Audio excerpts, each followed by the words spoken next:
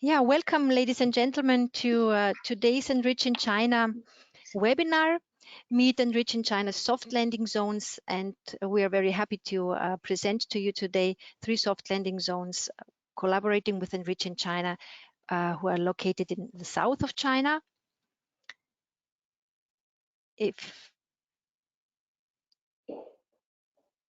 If we could see the presentation, Mariana, that would be nice. So I will slowly go through the agenda today before we see the presentation of today. So we have approximately 1 hour for this webinar. It is around the question, how can ENRICH in China's soft landing zones support your business in the Chinese market, the entry into the Chinese market? We have 3 soft landing zones with us today represented. We have Shanghai, Finland-China Innovation Center located in Shanghai. We have the Sino-European Technology and Innovation Center located in Hangzhou, and the Nanjing Stuttgart Joint Exhibition Limited located in Nanjing. So we have 45 minutes for our experts and representatives of the soft landing zones to present themselves. And we will move around the 3 issues, the 3 questions. Why is the region playing an important role for China's development in research, technology, and innovation? Second, what do the 3 soft landing zones of ENRICH in China offer to the European organizations? What is their unique selling point, so to say? And third, how do the soft landing zones support the European organizations? Which services do they provide? Which are their core client groups? And we will have after the 45 minutes, 10 to 15 minutes of a question and answer session. So please be so kind, and if you have questions during the presentations, just write them down in the system and we will collect them and get back to them at the end of the webinar and forward the questions to the speakers in questions. So let me see if we have the presentation so far. If we can see it. Yeah.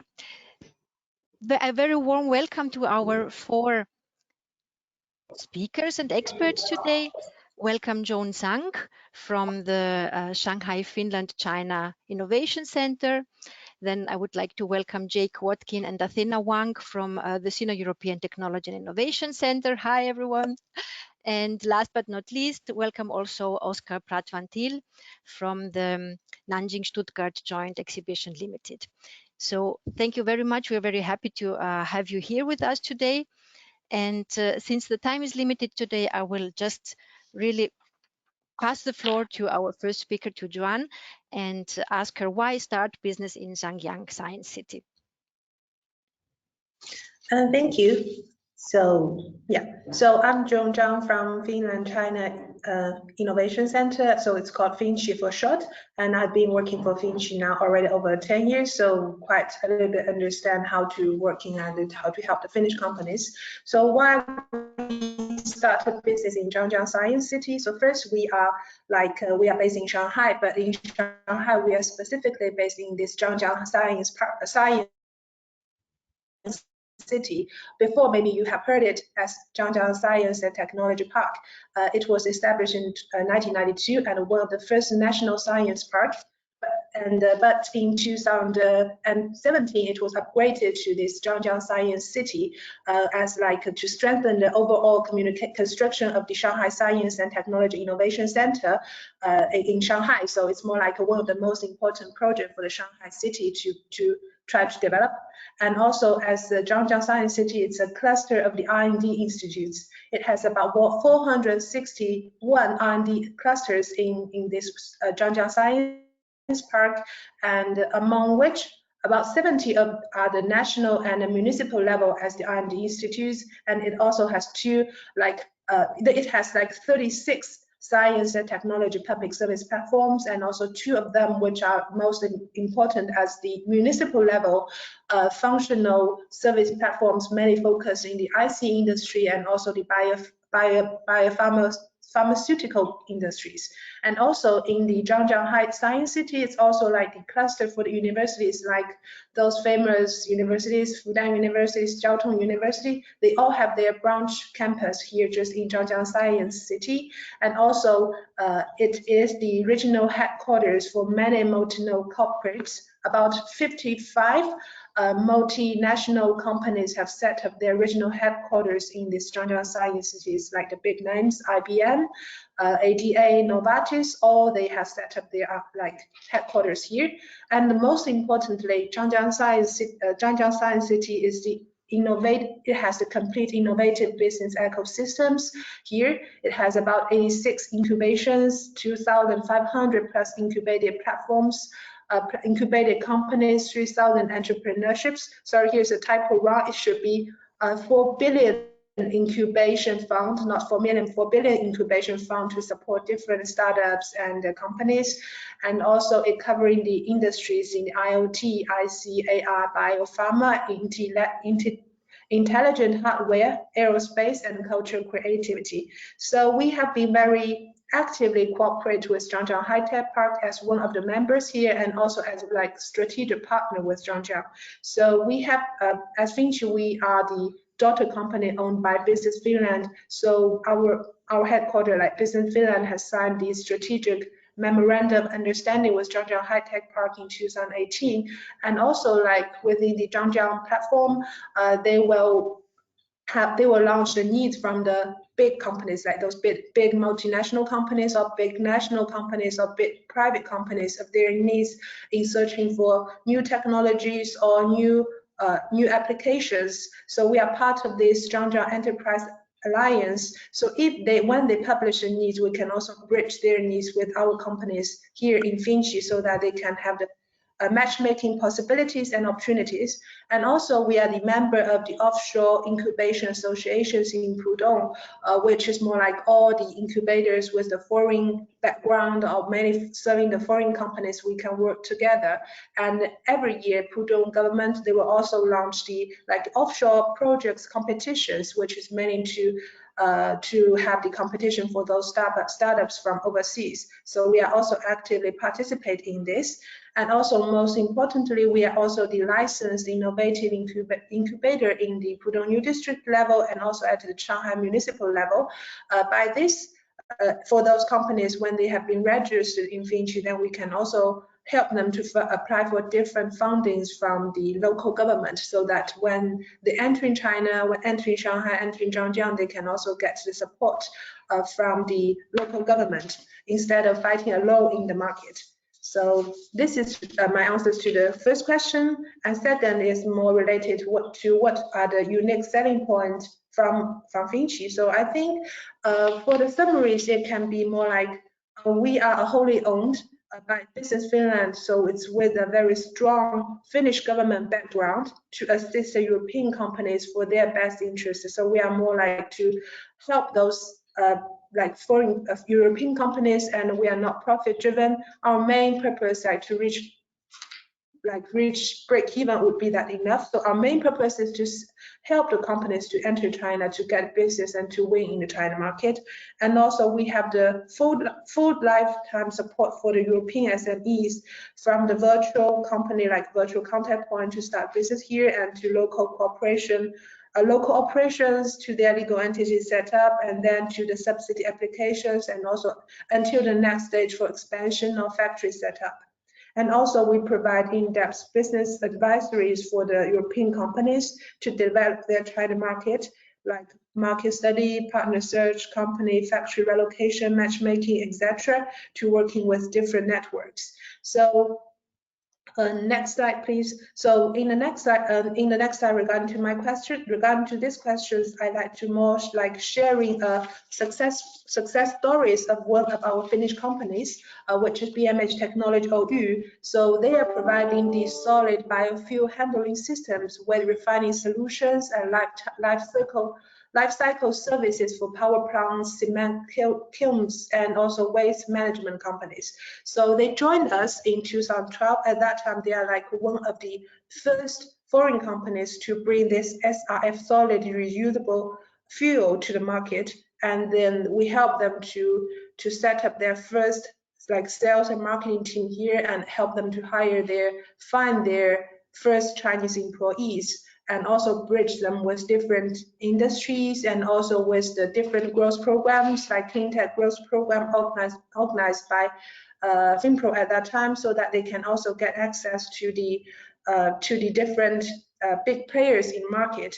And then during the years, they got their projects to be delivered for the China market. And also through the years of development, they have a bigger team here, which also we help them to set up the bigger team, and also the big company, like wholly foreign owned companies here.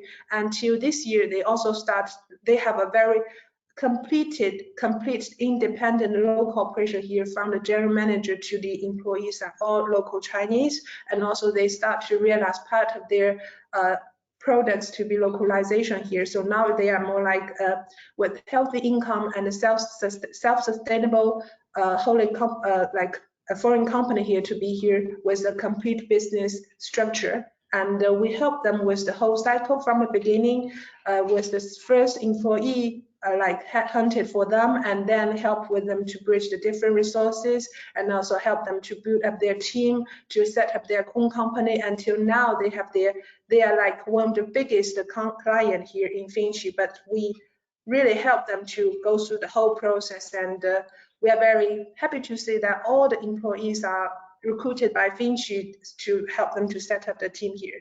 So this is a kind of the service we help. We help them to set up their team, to find the sales opportunities, to see how to enter the market, and also we will act as a bridge between their Finnish headquarters and here, so help them to understand how to do the business here in China. So this is kind of the services and how we help the companies to be land here. Regarding the third questions, next slide please.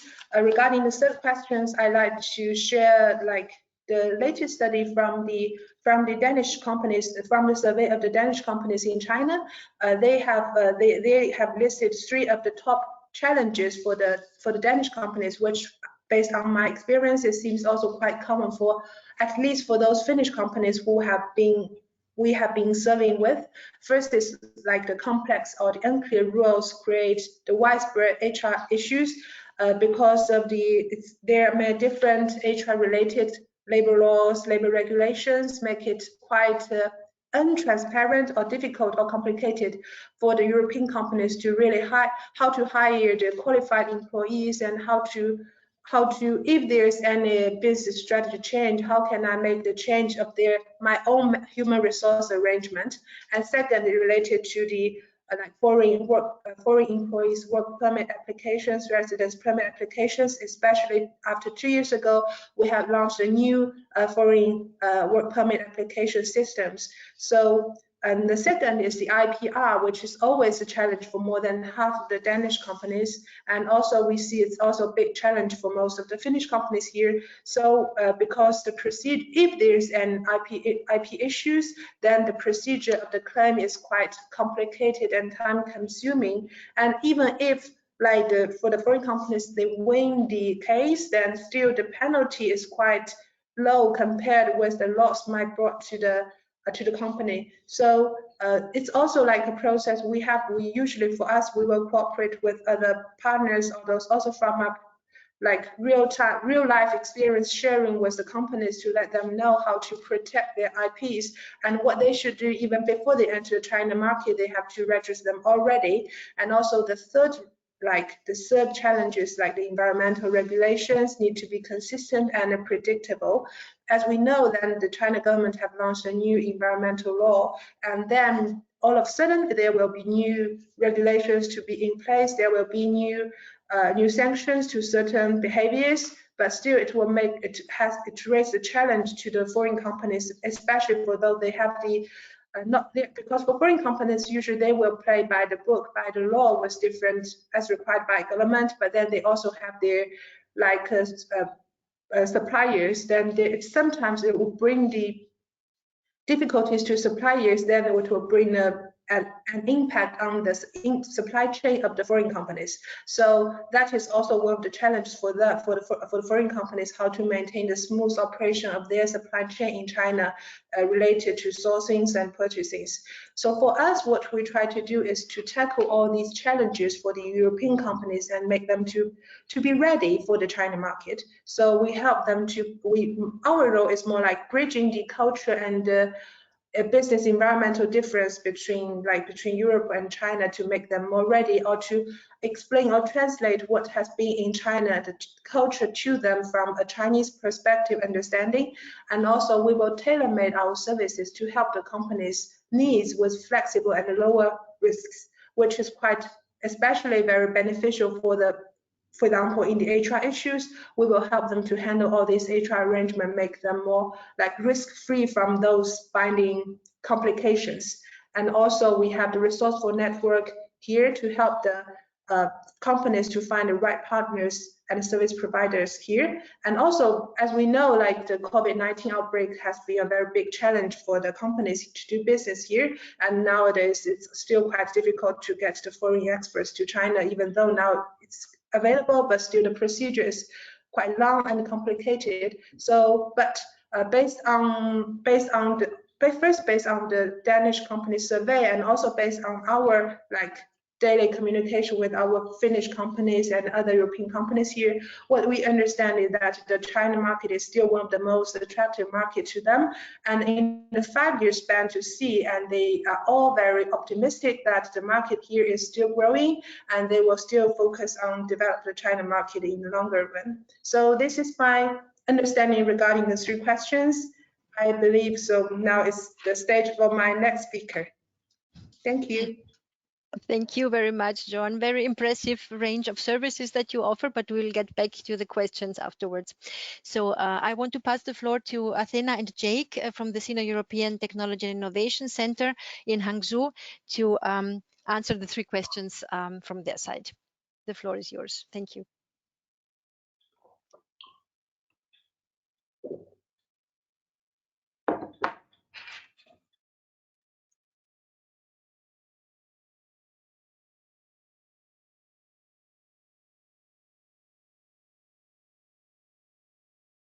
Thank you very much. Thank you to everybody at ENRICH for organizing this webinar, and good morning to everybody in Europe from rainy Hangzhou. Let me jump straight into why Hangzhou is a good place to establish a European enterprise. I don't know how familiar everybody in the audience is with China. We've just heard from Joan up in Shanghai, not too far away from us, as you'll see, about 50 minutes on the train or a couple of hours in the car if you dive straight out of our headquarters here. But the bigger picture is the fastest emerging technology cities in China at the moment are arguably Shenzhen in the south, in the Greater Bay Area, and our own Hangzhou, which are both positioned in their own ways as China's answer to Silicon Valley. Hangzhou is one of the more ancient capitals and always one of the most prosperous cities in China throughout the centuries. Marco Polo, in fact, lived here in the 14th century and had a great time. Now growing rapidly into one of the most modern tech ecosystems in the world. In fact, ahead of London with regards to the number of unicorns that have arisen in this city. It's very famous, of course, as the headquarters of Alibaba and financial Alipay, one of the most innovative car companies, Geely, really interesting in the autonomous vehicles sensor sector, urban world in general. We have a bustling downtown population of around 9 million and a metropolitan population of 20 million. From the very top down at the central government level in Beijing, Hangzhou is anointed as a new technology city. When I arrived here personally 2 years ago, I was staggered by the strength of the domestic Chinese ecosystem and the great opportunity to marry the best-in-class emerging European technology to that ecosystem. And that is the mission that we are aligned on with Hangzhou as the Sino-European Technology and Innovation Center. Right now, there is also one of the great benefits. There's approximately 40 universities here in Hangzhou alone, but also for the last 2 years running, we've had the greatest influx of tech talent in the whole of China. One of the major problems that technology companies face when landing in China is beefing out their team from the senior level, engineers, sales, etc., but all the way down through the mid-levels. And this is one of Hangzhou's major strengths, is the pool of local tech talent. Back to the wider geography, the Yangtze River Delta is an area with a comparable GDP to Germany, with 220 million people. Practically speaking, from where we sit in this innovation center where European technology companies land with us, you can address that entire market within typically two hours of travel. I do it myself on a regular basis. Just because you're landing and establishing your China headquarters here doesn't mean that you have to stay here, of course. The express intention of landing in China is to scale in China. And we run a sort of hub and spoke strategy whereby Hangzhou is the hub. You sort of get yourself going in the easily manageable region of the Yangtze River Delta before expanding out into the south, the Greater Bay Area that I've mentioned, into the interior, the Chongqing, Chengdu, Xi'an region, and also up to the north in Beijing and Tianjin. Of course, you can handle all of this simultaneously. There's just a certain ease that goes with Hangzhou, and the benefits to Hangzhou cost-wise with regards to resources, employment, officers, infrastructure are much more beneficial than other tech cities in the region, in China. So that top row of logos you can see are Hangzhou-based companies, but underneath the second row you see Shunfeng, which is a multi-billion-dollar company. The Chinese equivalent of FedEx is based here. Very close links to their ecosystem and their several 100,000 clients. Huawei have a large center in our district, Lenovo, it goes on and on. So we are actually in the Gongshu district, which has an ecosystem within an ecosystem. We are partnered with the Gongshu government and supported directly by the Ministry of Science and Technology in Beijing. If we go to the next slide, please.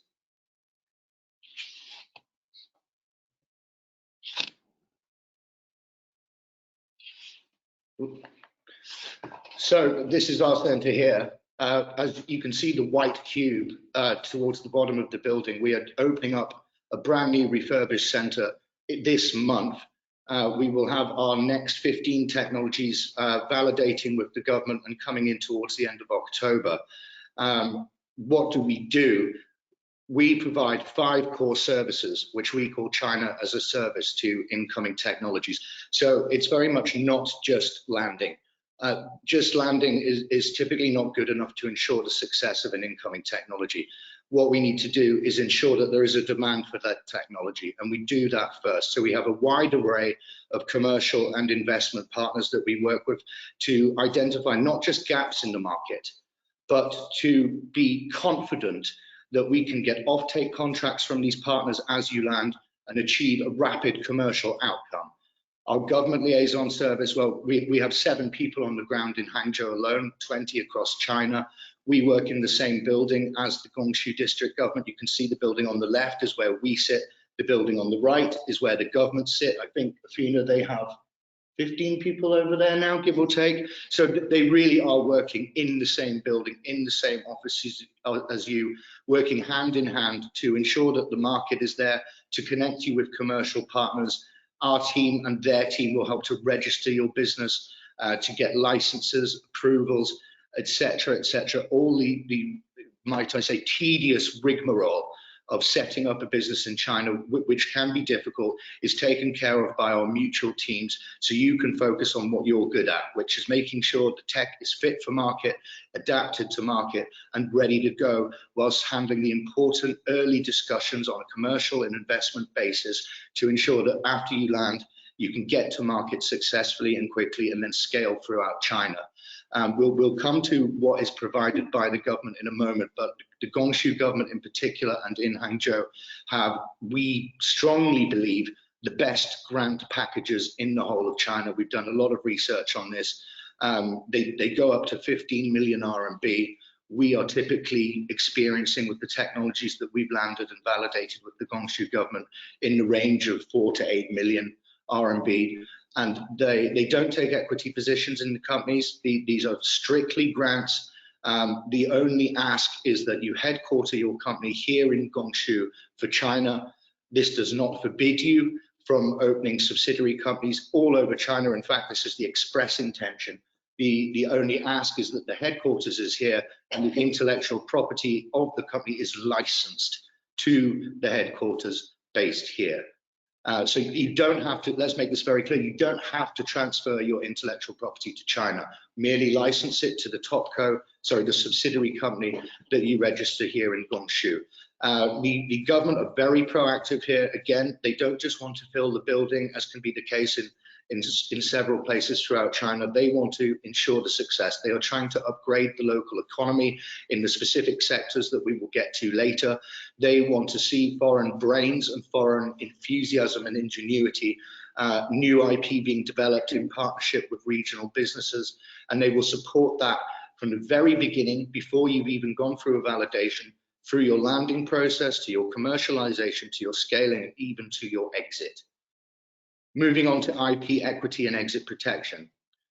This is, of course, a major concern, particularly for those who've never entered China on the intellectual property side. In fact, it's a little known fact that in recent times, foreign companies that have experienced challenges with intellectual property have actually, in the last 60 cases, overcome those challenges and been satisfactorily rewarded by the Chinese court system. It's actually changed a lot in the last 10 years. China is registering more IP than almost any other nation now, and well, we're all working hand in hand with the Chinese government to ensure mutually beneficial outcomes. However, you've got to structure your company the right way from the outset before you land, using both onshore and offshore mechanisms, making sure it sits the right way to ensure the best growth, to ensure repatriation of profits, etc., and more fundamentally, so of course you're going to probably want to exit at some point, and typically within 3 to 5 years. So you've got to be structured the right way in the first instance to ensure that exit. And we find that IP, equity, and exit all come together into one fundamental building block for your China market entry. And we service that both on and offshore from the outset, again, with external legal partners and accountancy partners, etc. As Joan mentioned quite rightly earlier, and they've seemed to have done a phenomenal job, talent and operational support is extremely important.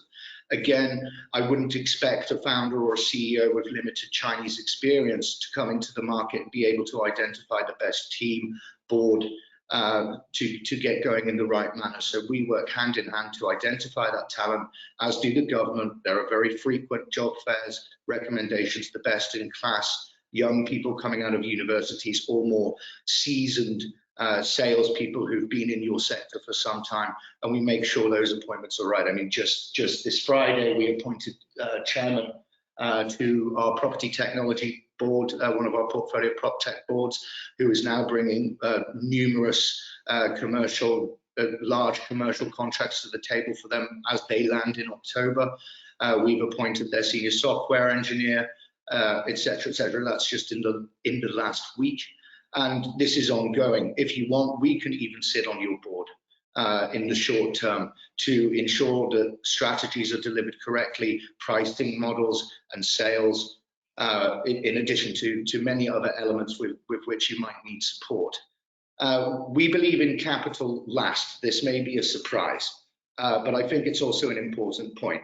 There's a reason market access comes first and before you even agree to land, because we need to ensure the market's there.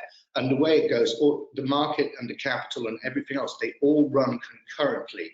But the first thing to do is get the company established, get the grant in place, which is often significant. As you can see in the bottom part of this slide, just the last 3 companies alone have obtained 4 million grants. So the grant comes, you have your office established, you get your team going. That's on pretty much day 1. And then concurrently, we're building that senior sales mechanism out and obtaining typically first a demonstration. You can't always just walk into China and sell your product. You probably are going to need to demonstrate in the market that it works. If your company's in the UK and you have proven your prop tech in a building in London, it doesn't mean that it will be taken seriously here. You might need to get in a building. So we help to make that happen, to get that proof of concept in the market, the grant supporting that working capital to get the demo done and get that proof of concept in the market before getting that true commercial outcome, typically within about 6 months, where you get a serious contract. And as you get that contract, then you can raise what we call a China Series A. It doesn't matter if you're a Series C offshore. Onshore, it's still your first fundraising round in China, so we always call it an A. And because of that government endorsement, because you've got the grant, because you've got your office established and your team in place, you're taken very, very seriously, then you can raise the capital, again, typically after 9 months, but it's very much a case-by-case basis. So this is all, I mean, it's not necessarily a USP. You know, Joan does very similar things, as I'm sure Oscar will. You've got to find the right ecosystem for you. You've got to find the right partners for you and what feels right. You know, you might have a hardware tech that's much more suited to Shenzhen and a software that's more suited to Hangzhou. You might be a Finnish technology that's more suited to the particular Finnish government support in Shanghai. So you must do your market research. But these are all the services we provide. We've only been going for a year and a half now in earnest with the Hangzhou government, and in the center you can see on this slide, and COVID has had an effect. But we're ramping back up now, and we should have around 20 companies by the end of the year, and always available to speak offline about case studies and the process in detail. If we could go to the next slide, please.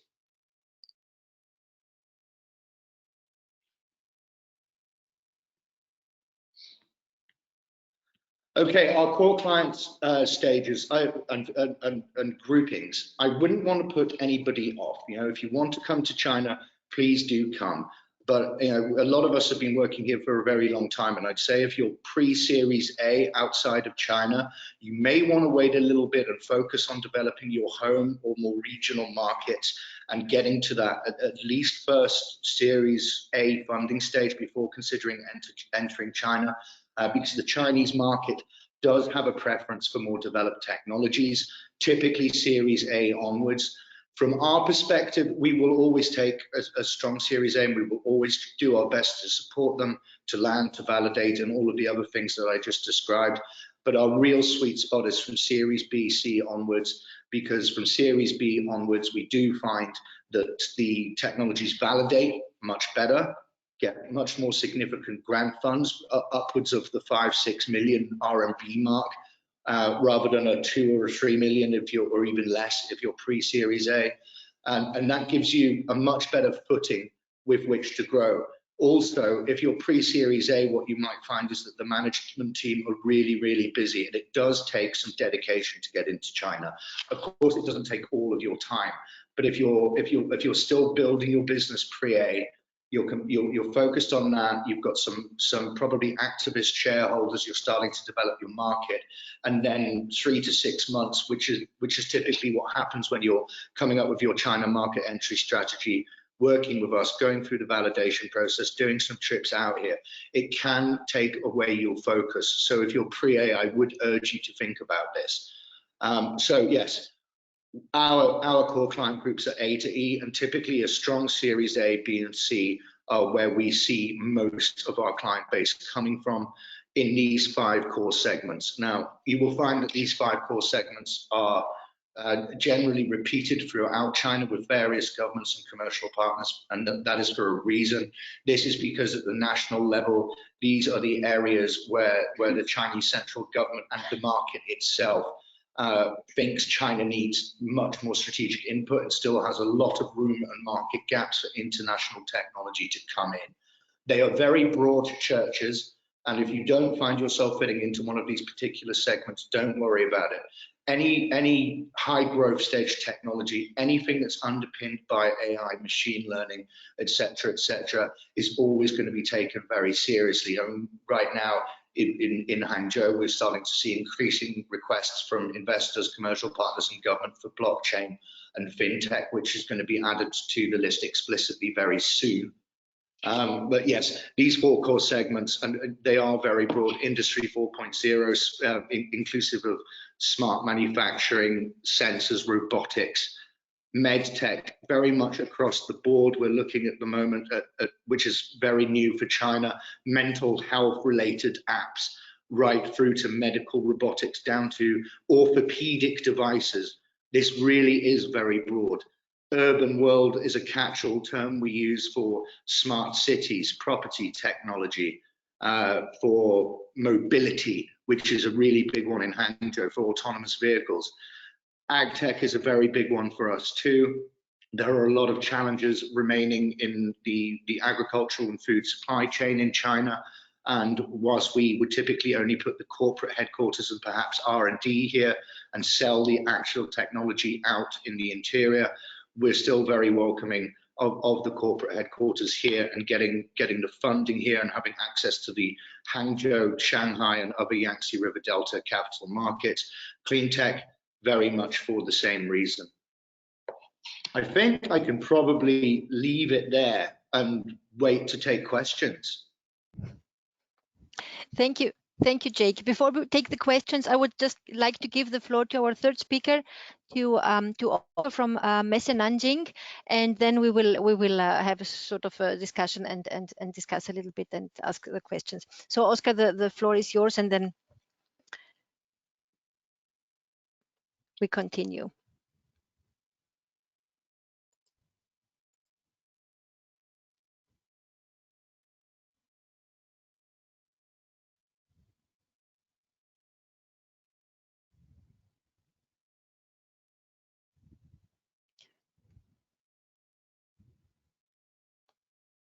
Oscar, we cannot hear you. All right. Hello. Yes, it's better. Thank you. Perfect. All right. Okay, Welcome. great. Okay. Thank you very much, Ali, for giving me the floor, and congratulations to the previous speakers. Indeed, very impressive platforms, and very much focused and addressed on the real needs of startups and SMEs entering the Chinese market. I think we have all been here many years, and it's never easy to enter China. And you have to really consider if you are up to it and if it's the right moment to do so. Before I go on to describing the services, let me give a brief introduction on the other province of Huadong, let's say the East China, which includes therefore Shanghai. We have a representation there from Hangzhou, Zhejiang province, and in this case, where we are based in the province of Jiangsu, whose capital is Nanjing. Our base, as said. So Jiangsu is indeed, as said, one of the 3 key provinces producing, as Jake was saying, indeed, GDP equivalent to Germany's. In the case of Jiangsu, it's traditionally, for hundreds of years, it's always been one of the top contributors to the national government's, let's say, income tax and corporate tax when it existed at the time. And this is basically due to the enormous and intense economic activity here. Jiangsu is per capita number 1 in China in terms of GDP, in terms of a province, in terms of GDP per capita. Education as well is extremely important, especially in Nanjing. Nanjing, in terms of students per capita, it's also number 1. It ranks in absolute terms behind Shanghai and Beijing, but per capita is number 1 in Nanjing. That means that that as such, in the city of Nanjing, being the capital of Jiangsu, there is a relatively low cost to a high quality of HR, and therefore that's the reason why there are a large number of foreign companies that choose Nanjing as a headquarter base or as an R&D base. We have quite a lot of representatives from the chemical industry. BASF has one of its main factories in China on the Yangtze River in Nanjing, and the automotive, including, for example, Ford, household appliances as Bosch and Siemens, etc. All these have their headquarters and R&D centers in in Nanjing. Of course, Jiangsu is more than just Nanjing. It includes mainly, I would say, the most dynamic cities would be Changzhou, Suzhou, Wuxi, Kunshan. These are therefore also getting closer to Shanghai and getting closer to Hangzhou, and therefore it's true that there is a lot of interdependence between the three provinces, or I mean, if Shanghai can count as a province, which it does, it's more than just a city. And yeah, that's what we see. You know, there's a lot of flows also between companies leaving Shanghai and coming into more Hangzhou, Jiangsu, and vice versa. So there's a lot of flow between the areas, and there's a lot of interdependence. And as a company, you really have to evaluate which of the three areas will be the best for you in terms of cost benefit analysis, basically. Right, so going on to the services, basically, well, we are a little bit, I would say, different to the two previous speakers in that we're a bit more as an exhibition company. We are more focused on really accessing the market. So our expertise is in the databases that we have and the knowledge that we have of various distinct markets worldwide. But therefore also in China, where we have been based for over 10 years. Using this as a base, we are very well placed to help companies to enter the market, to find their first clients, to go through the whole exhibition industry and events that we organize in order to evaluate if China is the right strategy for them. Therefore, once this is done, and we can help them to also connect to Nanjing government and get all the advantages from the Nanjing government. We are a joint venture. That means that on the one hand, our mother company is from Stuttgart. That means we are a Stuttgart exhibition company. We are owned by the state of Baden-Württemberg, 50% and 50% by the city of Stuttgart. So this is from the German side. So we have a government background there. But being based in Nanjing, we also have a Nanjing government background. We manage the Nanjing International Exhibition Center. It's a big responsibility because it's a massive investment from the government, 140,000 square meters.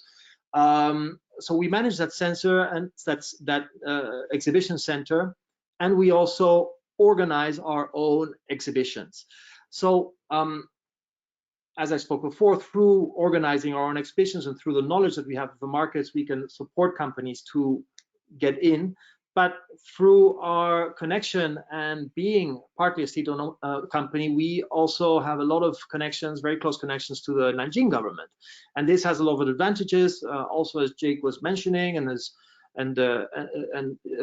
we are able to indeed offer very good terms and access if the technology is appropriate for Nanjing, and if there is a specific government from the Science and Technology Commission or industry and information technology departments, we can also offer good monetary advantages and policy advantages for these companies.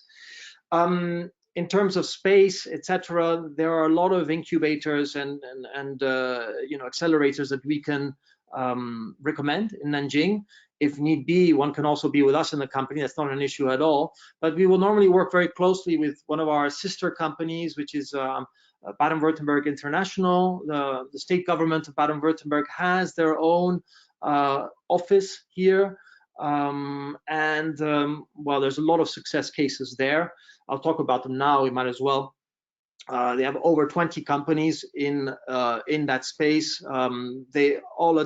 Many of them attend the exhibitions that we organize, and indeed, there's over 20 companies, mainly in the sectors of advanced manufacturing, automotive, but also in other completely different sectors.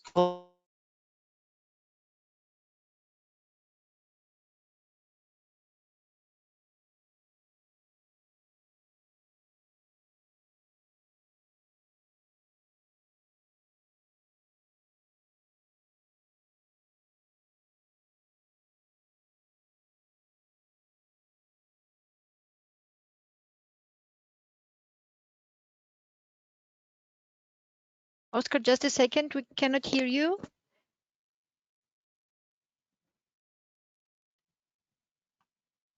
All of a sudden, we lost your voice.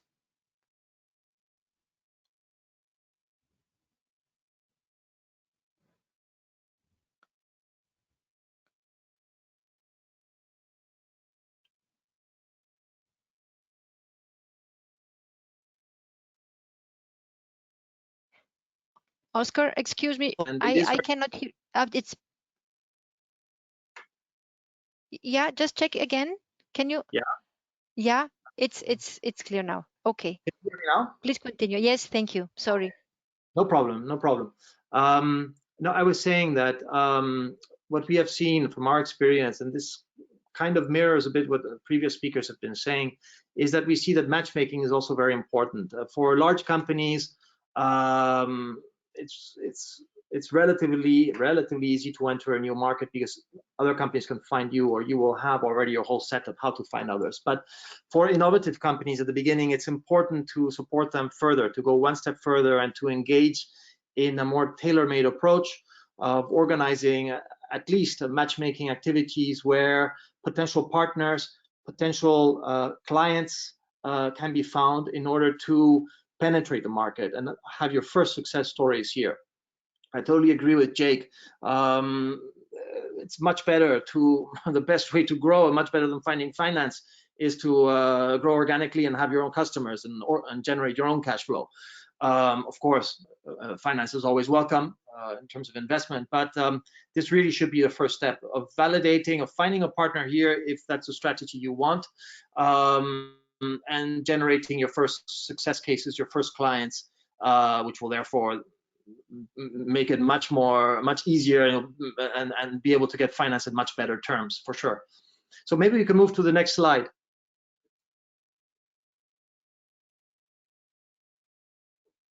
Okay, great.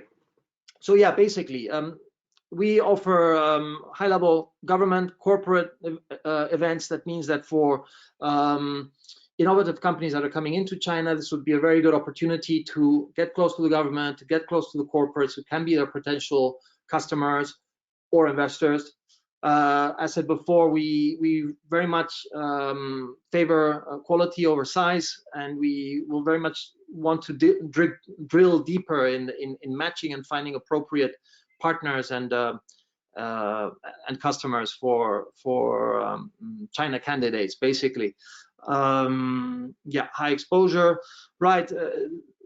The industries that we will work on mainly are those that reflect our experience in Baden-Württemberg and Stuttgart, and this includes industrial design, new materials. There's a lot of that in Nanjing due to the double element of, on the one hand, the chemical industry, the base industry, and on the other hand, the very high proportion of universities, research institutes. Then we have a specific niche as well in terms of education. We're quite strong in terms of vocational education, advanced manufacturing, of course, automotive industry. Within the, let's say, the equipment industry, we have a lot of experience in material handling and intralogistics. In Stuttgart, we manage Europe's largest intralogistics exhibition, Logimat. And here in Shanghai, we have the equivalent in China. So that's what I mean. And if any of these companies are in these specific sectors, we are really able to, in one shot, get them in because we know all the players of the industry. So very quickly, we'll be able to validate, hey, is China something for you? Or maybe wait a little bit, or change focus, pivot. Or tourism is also something strong. Caravanning, we have a lot of experience in that. Very specific, yes.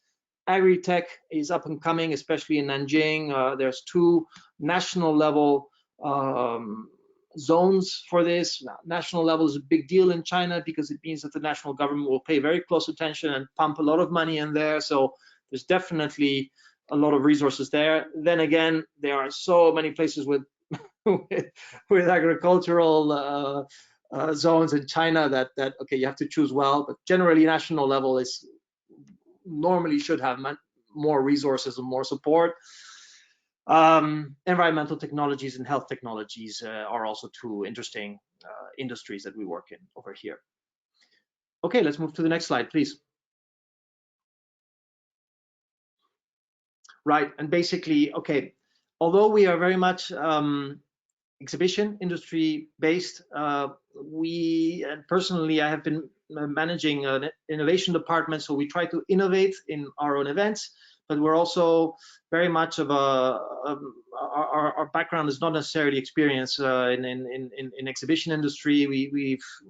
Most of us in the team have been entrepreneurs ourselves. We've been working in VCs, working for tech companies, so we know what it's like to set up a business abroad, and even more so in China. So we have a quick grasp of what are the needs, and we can basically provide quick answers and down-to-earth recommendations. Exactly, provide a realistic check of the possibilities on the ground, and provide the connections, useful connections to the big guys, the corporates, research institutes, and government support. So thank you very much. It's an honor to be presenting with the other centers, and thank you, ENRICH, for providing this platform for ourselves and for European companies evaluating deepening their business in China. Thank you, Oscar. Thank you, all of you, for presenting this interesting and very impressive range of services that you provide, and experiences that you have and offer, and are willing to share with other organizations. I would like just to unmute all of our speakers now. We have a couple of minutes for questions and for a short discussion. If Mariana can help me to show all of the speakers and to have a short discussion. Just to start with a question from my side. So you were mentioning having a well-prepared market research, right strategy for China, and that matchmaking is important, and also that the fairs, exhibitions are also a good way of enriching the network and contacts and so on, and also the important role of the government that you all of you said that you are collaborating very densely with the government. And what would you think are the from your experience, the success factors that some of your clients had when you and what are the failures that most of them make, or in which stage would you say it's the most critical, let's say, stage or point where it's to decide, well, something goes wrong or something goes in a good direction? I don't know who wants to start.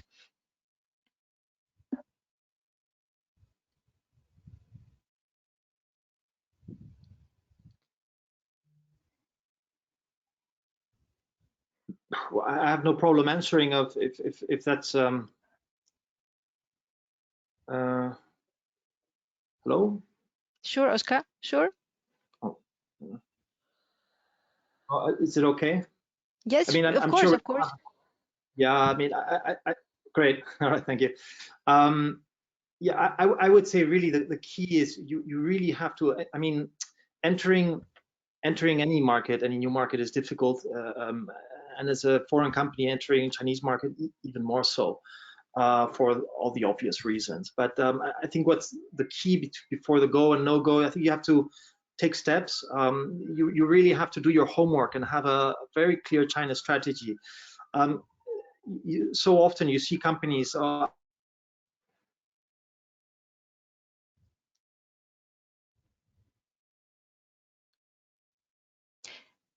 Oscar, we're losing you. Sorry.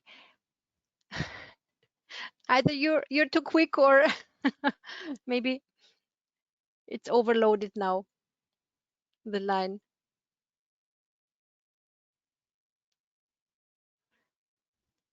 Sorry, maybe.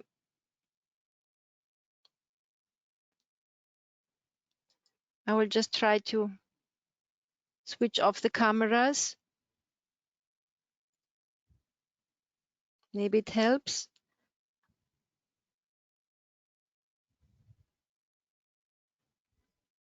Maybe you can start again, Oscar.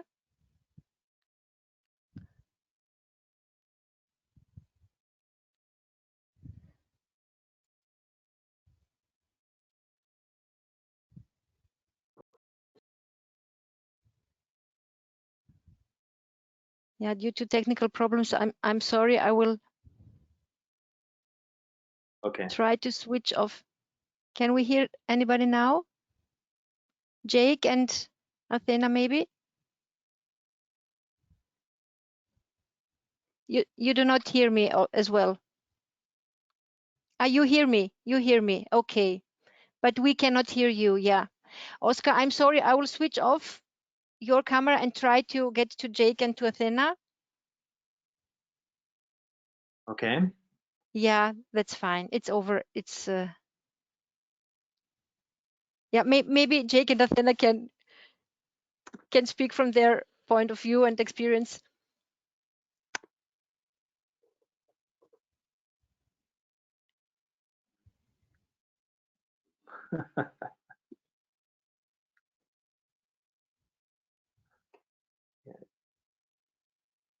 I'm sorry.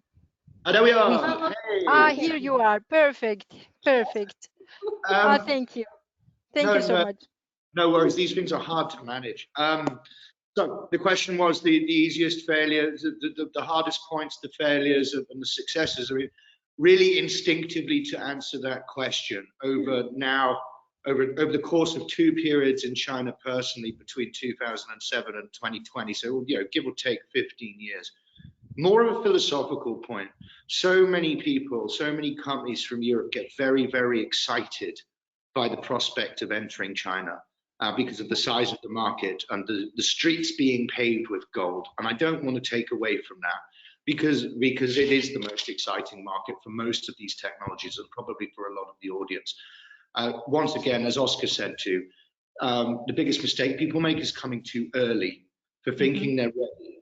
And then once they've made that initial mistake of saying, let's go now, it is to then not do their research properly. Not to make sure there is indeed a gap in the market, a demand for their technology, for their material. With even basic research, you may find that China already has a not necessarily better, but a strong market player or multiple strong market players who can bully you out if you even try to come in.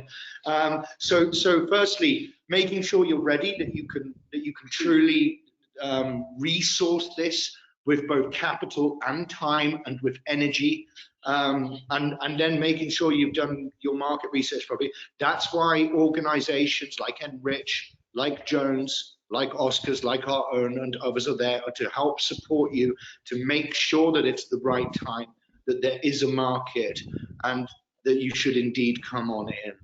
And then again, as you land, it's dedicating those resources, particularly in the short term. Are you able to leave your business behind? Do you have the right people at home for when you are absent, and dedicating that resource to make sure your business at home doesn't fall down or is adversely affected? The success points, the pain points are typically heavily loaded at the start. The 2-3 months before you're actually truly entering, and the sort of up to 6 months thereafter, that 9-month period where you'll really need to be dedicating significant time to the China project. And then once you've got your team hired, you've got your first commercial ventures away, you can ease off a bit. Once you've identified competent people to lead the charge here. But pain points we've seen are people who are spread too thinly, a CEO who doesn't have the right people at home and doesn't yet have them here, and ends up getting in a lot of trouble with his home market, his shareholders, etc., etc. Understand. Thank you very much. This was a good closing comment and argument and recommendation and sharing of experience. Thank you so much. And I want to thank all of you for participating and for sharing your thoughts and your wise tips with us. And yeah, thank you all. Thank all of you. I will not open the cameras, because then we will yeah, get the crush again. But thank you, Joan, very much. Thank you, Oscar. Thank you, Athena and Jake. And I will just show the last slide, Mariana, to announce the next webinars and the next activities that ENRICH in China is planning. So the second part of this webinar, meets the soft landing zones, will be on September 29th. With 3 soft landing zones in the north of China. But soon, tomorrow, we will have best practice and case study doing business in China, and a workshop on the 30th of September about the Chinese culture and business etiquette. And last but not least, our event in October, the funding forum. Take some time and visit our homepage and have a look into the agenda. I don't want to go into further detail. Thank you very much for your time and for all your experience and knowledge that you shared with us. And hopefully we will see you soon again in one of our webinars. Thank you very much, and thank you also. Thanks to the participants for participating and for listening. Have a good day. Thank you very much. Welcome to China, everybody. Thank you. Thank you so much. Bye-bye, everyone. Bye, everyone. Bye-bye. Bye. Bye-bye. Thank you. Thank you.